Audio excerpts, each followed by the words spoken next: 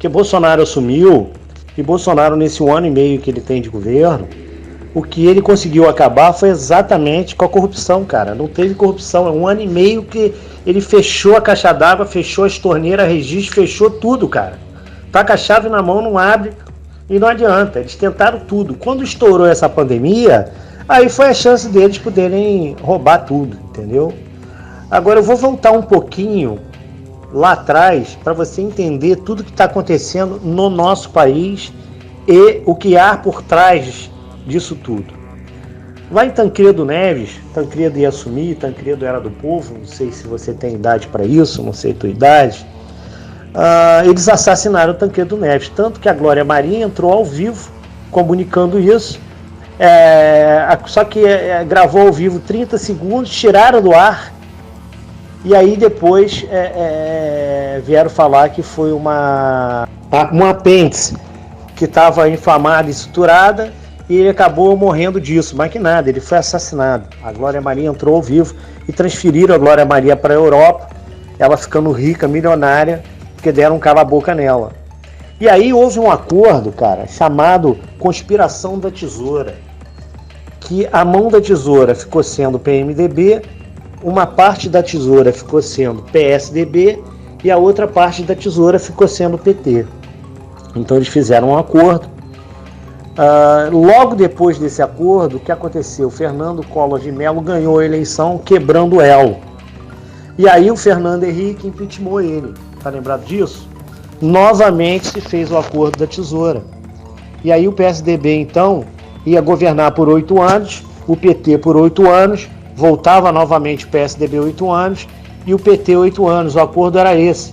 E o primeiro e o segundo escalão ficariam com o PMDB. Esse era o acordo, cara.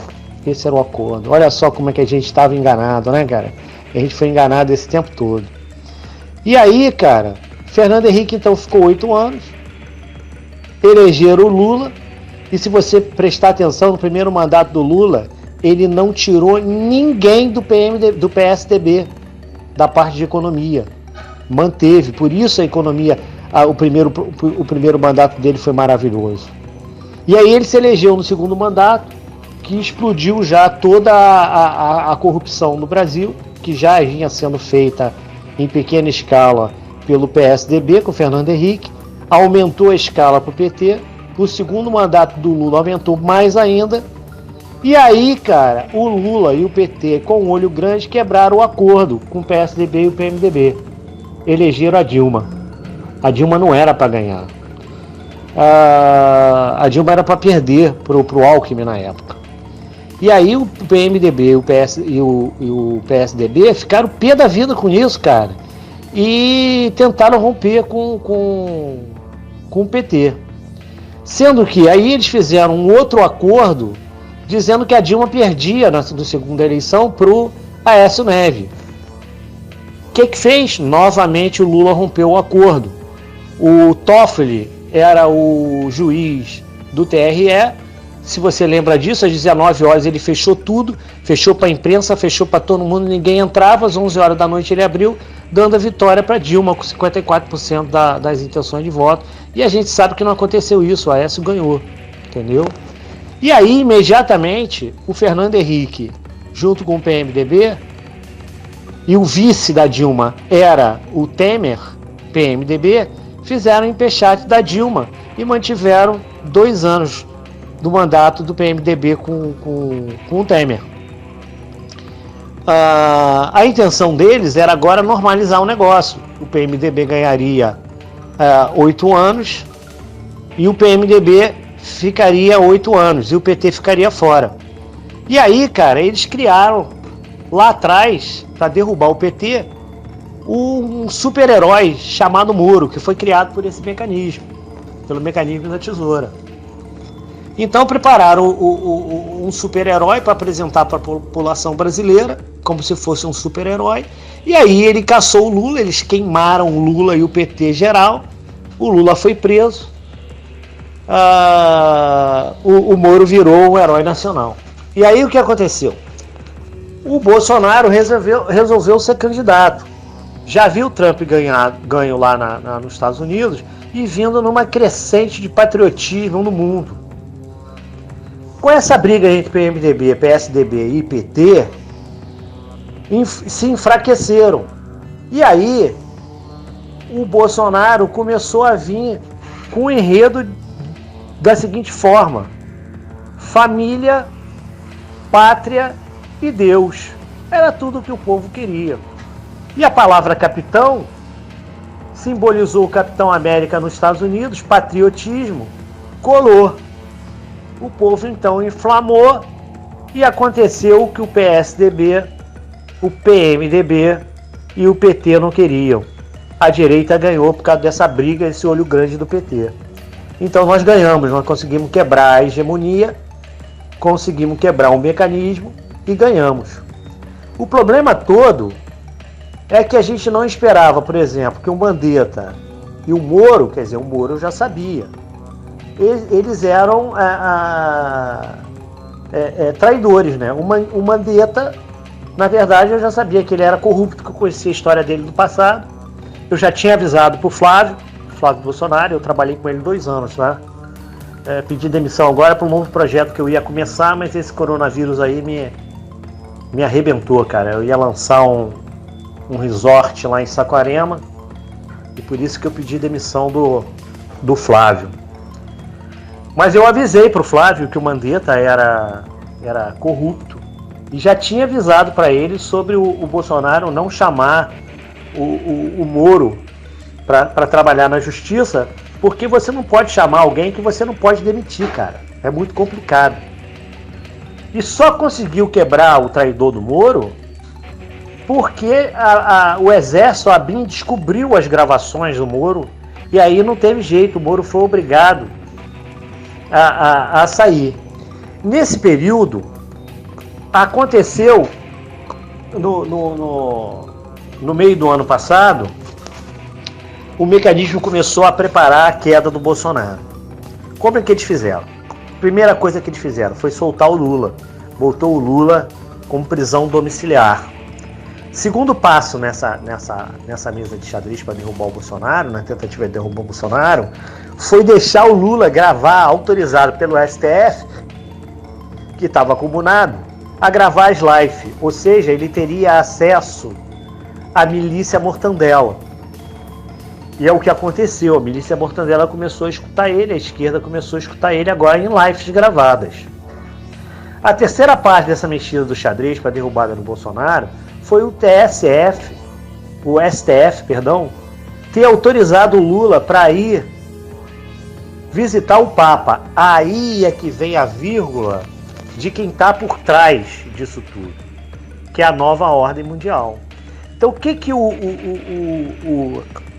um preso condenado, mais que condenado, né? O cara além de ser condenado em primeira e segunda instância, o cara já foi condenado em outro processo.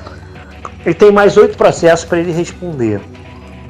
Liberar um cara desse para ficar em casa, liberar sem tornozelo, liberar para ele fazer live e agora liberar para ele ver o Papa? Porra, ridículo isso, cara. Nenhum lugar do mundo faz isso. O que ele foi fazer na verdade lá? Não foi só ver o Papa. Ele foi no Banco do Vaticano, que é o banco que junta o dinheiro de todos os narcotraficantes do mundo e dos corruptos. Tudo de ruim.com.br. Que é de ruim dinheiro no mundo, tá no Banco do Vaticano, né? E aí o Lula, nessa época, ele encontrou com a Merkel da Alemanha, com o Putin da Rússia, com o Macron da França, que é considerado o anticristo, e com o presidente da China, e o principal de tudo, ele encontrou com Soros, cara. Quando ele voltou aqui pro Brasil, ele já voltou com muita grana.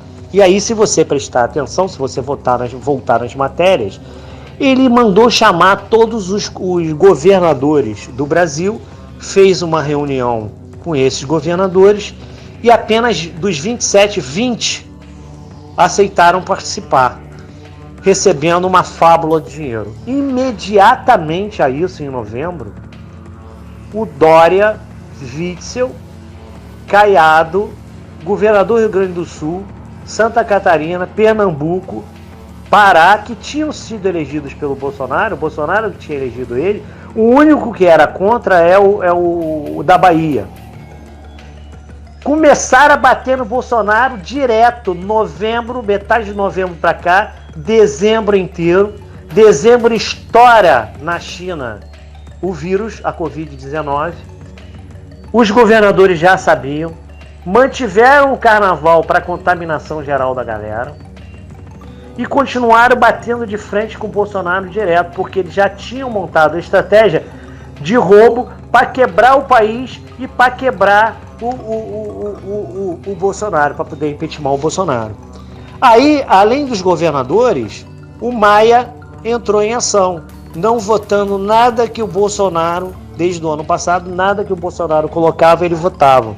Chegou a ter 42 processos na mão do Maia e o Maia não votava. Só que eles não esperavam a população reagir. Nós fomos para as redes sociais e batemos muito no Maia. Saiu o Maia de cena e entrou o Alcolumbre. Só que o Alcolumbre é fraco. Apanhou, saiu de cena novamente. Voltou os governadores e os prefeitos. Não teve jeito, a população reagiu. 15 de março ia ter uma passeata no Brasil inteiro. O que aconteceu? A Globo, o governador Dória, Witzel e todos os outros governadores, o que eles fizeram?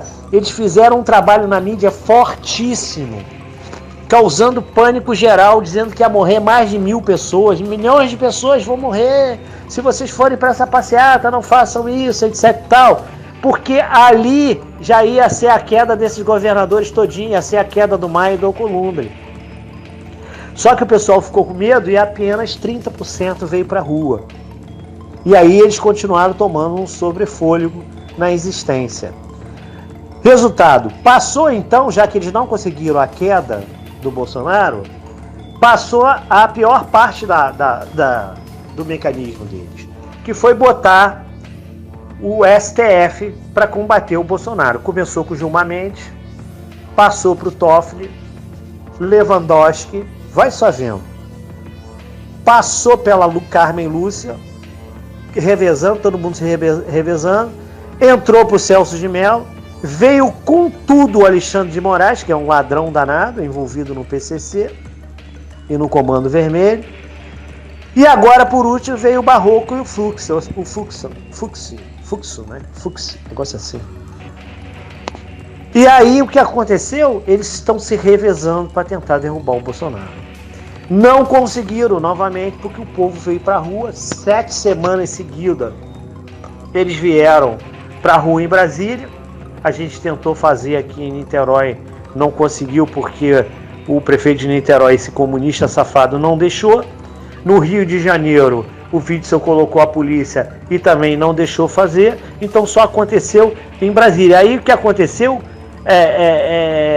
eu acho que foi 21 de abril, foi todo mundo para Brasília, né, cara? Foi todo mundo para Brasília, caminhão, ônibus, foi uma loucura total, foi uma passeata violenta e novamente eles não conseguiram derrubar o Bolsonaro.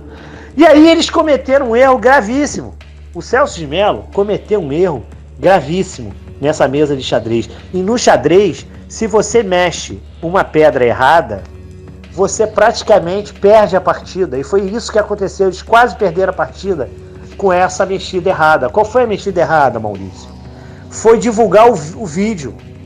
E aí a população brasileira e a população mundial, basta dizer que o vídeo já foi transcrito em 25 línguas. Esse vídeo mostrou para a população mundial, não só para a brasileira, que o Bolsonaro, ele era realmente patriota, ele é realmente patriota. Não só nas câmeras, mas como por trás das câmeras.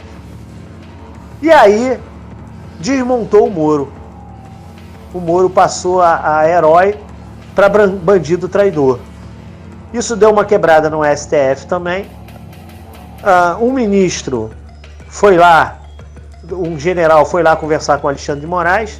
No dia seguinte ele já veio se redimir no Twitter. O Barroso agora está tentando derrubar o Bolsonaro a chapa Bolsonaro via TSE, que é a única chance que eles têm agora. E o último passo deles agora foi botar, através de um dinheiro do Soros, o Antífase. Começou lá no Rio Grande do Sul, passou para São Paulo, Curitiba, e domingo agora vai ser em Brasília e vai ser aqui no Rio de Janeiro também. Vai ser em Brasília e no Rio de Janeiro. O presidente da torcida do Flamengo, Jovem Flá, já convocou a torcida do Flamengo toda, porque ele é um marginal descarado.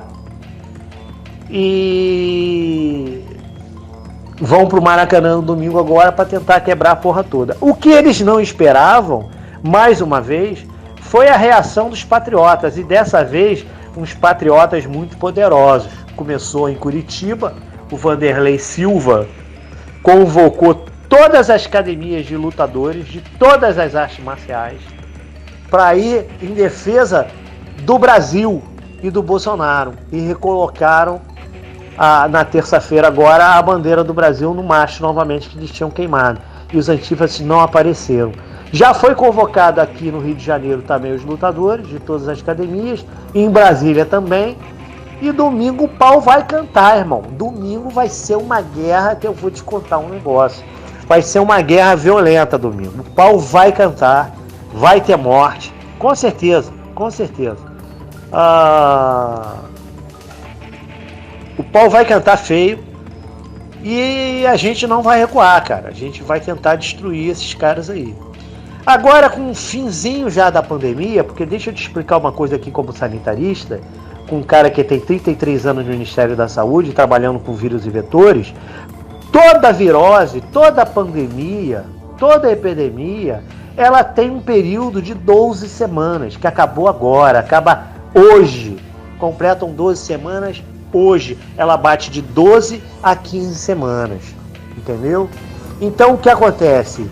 É uma tendência a essa virose ela cessar, porque mais de 70% da população já foi atingida. Basta ver que foi descoberto agora em São Paulo que os hospitais estão todos vazios. Invadiram lá e descobriram que os leitos estão todos vazios. Estavam falando que não tinha vaga para ninguém, não tinha vaga para ninguém, mas descobriram que os leitos estão vazios. Os leitos no Rio de Janeiro também estão vazios, tudo vazio. Não conseguiram acabar nem os hospitais de campanha, porque o vírus zerou, cara. O vírus vai zerar agora. A partir de semana que vem, você não vai nem ouvir mais em falar em vírus. Qual é a estratégia agora? A estratégia antiga? Fique em casa, para eles poderem apavorar e roubar. Qual é a estratégia agora? Vem pra rua e quebra a porra toda. Essa é a estratégia. Para tentarem derrubar o governo central. Só que, mais uma vez, cara, os patriotas brasileiros reagiram como reagiram lá nos Estados Unidos. Eu não sei se ainda tem um vídeo aqui dos patriotas reagindo lá, o pau cantou, e eles, quebraram os antifas de porrada, mano. O negócio foi feio, os caras partiram pra dentro mesmo e quebraram os caras de porrada. Eu vou te mandar esse vídeo. E é o que vai acontecer aqui, cara. Vamos continuar na luta, vamos desistir não, firme e forte.